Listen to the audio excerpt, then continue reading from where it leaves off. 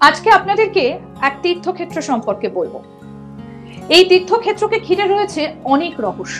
কবে তৈরি হয়েছিল এই জায়গাটা, কে তৈরি করেছিলেন, সেই সমস্ত তথ্য আজকে আপনাদের সামনে তুলে ধরবো। আপনাদেরকে নিয়ে যাব ত্রিপুরায়। শৈব তীর্থক্ষেত্র ঊনকোটি, ত্রিপুরার অন্যতম তীর্থক্ষেত্র এটি।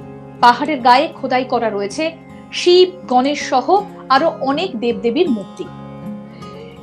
এই ঊনকোটিতে দেবদেবীর যে মূর্তিগুলো খোদাই করা রয়েছে, এগুলোই এখানকার আকর্ষণ। ঊনকোটি শব্দের অর্থটা আগে আপনাদেরকে বলি।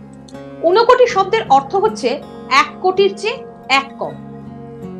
কিংবদন্তি অনুযায়ী ত্রিপুরার এই তীর্থক্ষেত্রে 1 কোটির চেয়ে একটি কম মূর্তি রয়েছে। আর এই ঊনকোটি নিয়ে একাধিক পৌরাণিক কাহিনী শোনা যায়, তবে তার মধ্যে কোনটা আসল আর কোনটা নয় সে সম্পর্কে কিন্তু কোনোটাই স্পষ্ট করে জানা যায় না।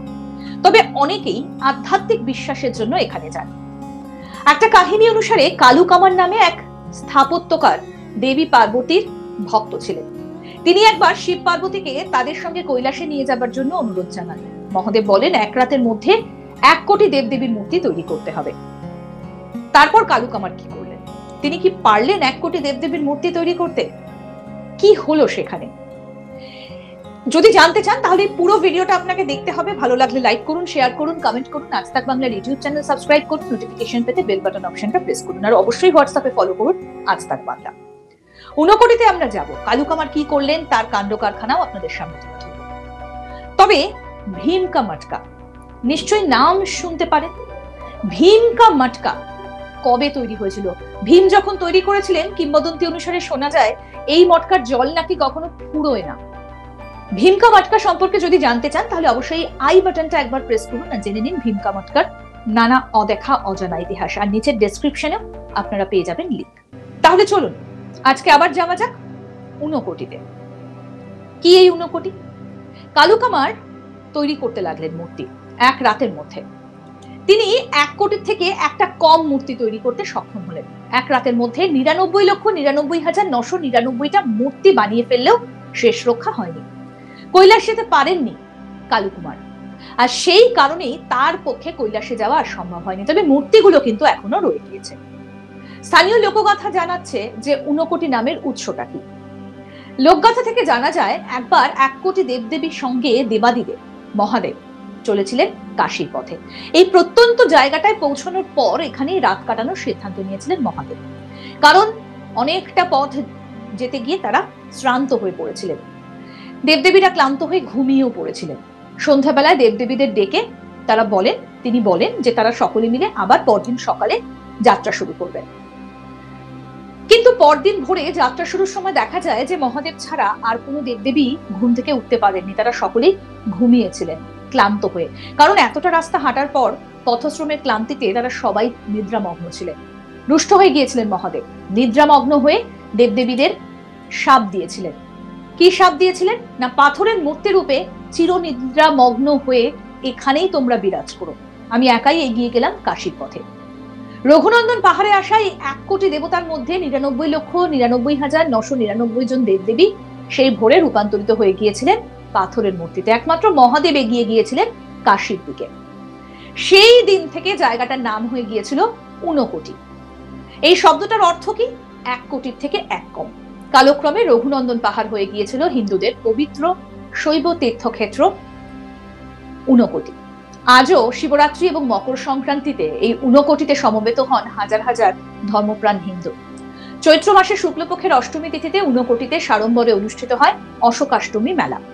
ভক্তদের মনে প্রশ্ন জাগে যে বছরের পর বছর ঘাম রক্ত ঝরিয়ে কারা রঘুনন্দন পাহাড়ের গায়ে খোদাই করে দিয়েছিলেন এই সমস্ত হিন্দু দেবদেবীর মূর্তি। আরো অনেক কিংবদন্তি চালু রয়েছে এখানে। এবার আপনাদের বলি কোথায় রয়েছে এই ঊনকোটি। ত্রিপুরার রাজধানী আগরতলা থেকে 178 কিলোমিটার দূরে রঘুনন্দন পাহাড়ে রয়েছে এই ঊনকোটি। ইতিহাসবিদদের মতে 8ম বা 9ম শতকে ঊনকোটির মূর্তিগুলো তৈরি হয়েছে। স্থানটির নাম একসময় ছিল সুব্রাইখুর্ম, কিন্তু কালের হেয়ালিতে এই জায়গাটার নাম আজকে ঊনকোটি। সেখানে আছে একদল অজ্ঞাত পরিচয় ভাস্করের অবিশ্বাস্য কিছু শিল্পকর্মের নিদর্শন। পাহাড় কুদে বের করা সেই সব বিশালাকার অবয়বগুলিকে দেখে মনে হবে আপনি বুঝি চলে এসেছেন প্রাচীন মায়া সভ্যতার কোনো এক নগরীতে। কোনো এক মায়াবী পথে আপনি হারিয়ে গেছেন। মোহিত হয়ে যাবেন পাহাড় কুদে তৈরি হওয়া প্রায় 30 ফুট উচ্চতার ঊনকোটিশ্বর কালো ভৈরবের মুখা অবয়বটি দেখে। মহাদেবের মাথার দুদিকে ফোয়ারা আকৃতির জটা, কপালের 7টা পূর্ণ চন্দ্রখচিত পটি, 2 কানে বিশালাকার 2টো কর্ণকুণ্ডল, এছাড়াও ঘন সবুজে ঘেরা শান্ত নির্জন পাহাড়ের গায়ে খোদাই করা রয়েছে অজস্র দেবদেবীর মূর্তি। আছে অজস্র মুখ, আর সেই মুখগুলোর অধিকাংশই দেবাদিদেব মহাদেবের। গণেশ কুণ্ড সংলগ্ন পাথরে খোদাই করা আছে 3টে গণেশ মূর্তি, তার পাশেই রয়েছে চতুর্ভুজ বিষ্ণু মূর্তি। এভাবেই পাথর কুদে তৈরি করা হয়েছে দুর্গা, রাম, রাবণ, যমুনা, হিড়িম্বা, হনুমান, ঐরাবত এবং শিবের বাহন নন্দীর মূর্তি। আছে আরো অনেক অজানা মূর্তি। সেই মূর্তিগুলো কাদের সেটা কিন্তু আজ পর্যন্ত উদ্ধার করা সম্ভব হয়নি। এবং এই যে এতগুলো, মানে 1 কোটি, 1 কোটির থেকে একটা কম, এই এত মূর্তি কারা বানিয়েছেন, কতদিন সময় লেগেছিল? প্রচলিত রূপকথা বা এলাকার যা মানুষের মধ্যে ছড়িয়ে রয়েছে, যা কথিত আছে, সেসব তো রয়েছে, কিন্তু তাছাড়া কত বছর আগে কারা তৈরি করেছিলেন, এবং এখনো পর্যন্ত কিন্তু এই ঊনকোটিতে গেলে আপনার নজরে পড়বে দেবদেবীর মূর্তি। শৈব তীর্থক্ষেত্র এই ঊনকোটি ত্রিপুরার অন্যতম তীর্থক্ষেত্র হয়ে রয়েছে। পাহাড়ের গায়ে খোদাই করা শিব, গণেশ সহ অন্যান্য দেবদেবীর মূর্তি। ঊনকোটি শব্দের অর্থ 1 কোটির থেকে 1 কম। কিংবদন্তি অনুযায়ী ত্রিপুরার এই তীর্থক্ষেত্রে 1 কোটির চেয়ে একটি কম মূর্তি রয়েছে। একাধিক পৌরাণিক কাহিনীর কথা আপনাদেরকে বললাম, তার মধ্যে যে কোনটা আসল আর কোনটা যে লোকমুখে প্রচলিত সে সম্পর্কে এখনো পর্যন্ত কোনো স্থির সিদ্ধান্তে পৌঁছানো সম্ভব হয়নি। তবে অনেকের আধ্যাত্মিক বিশ্বাসের জন্য এখানে তারা যান, আজও মেলা বসে। এক কাহিনী অনুসারে কালু কামারের কাহিনী প্রচলিত। কালু কামার সেখানে একজন বিখ্যাত স্থাপত্যকার ছিলেন। তিনি দেবী পার্বতীর ভক্ত ছিলেন এবং তিনি চেয়েছিলেন স্বর্গে যেতে। যেহেতু তিনি একজন মানুষ, তাই মানুষ তো কখনো স্বর্গে যেতে পারেন না, রক্ত মাংসের মানুষ। তাই মহাদেব তাকে বলেছিলেন তিনি যদি 1 রাতের মধ্যে 1 কোটি দেবদেবীর মূর্তি বানিয়ে ফেলতে পারেন তাহলে তাকে নিয়ে যাবেন স্বর্গে।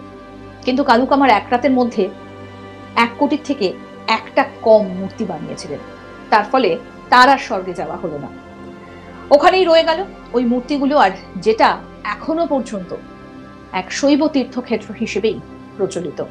ভাবতে পারেন 1 রাতের মধ্যে এতগুলো মূর্তি বানানো। 99,99,999টা মূর্তি তিনি বানিয়েছিলেন। কৈলাস যেতে পারেননি কালু কুমার, আর সেই কারণে তার পক্ষে মূর্তিগুলো বানিয়ে ওঠা 1 রাতের মধ্যে, এটা যে একটা অসাধ্য কাজ তিনি সাধন করেছিলেন তার বলার অপেক্ষা রাখে না। স্থানীয় লোকগাথা জানাচ্ছেন যে ঊনকোটি নামের উৎসটা কোথা থেকে হয়েছে। লোকগাথা থেকে জানা যায় একবার 1 কোটি দেবদেবীদের সঙ্গে দেবাদিদেব মহাদেব তিনি চলেছিলেন কাশীর পথে। এই প্রত্যন্ত জায়গাটায় পৌঁছানোর পর শ্রান্ত হয়ে নিদ্রামগ্ন হয়ে গিয়েছিলেন দেবদেবীরা, এবং দেবাদিদেব মহাদেব বলেছিলেন যে পরদিন সকালে উঠে তারা আবার কাশীর উদ্দেশ্যে যাত্রা শুরু করবেন।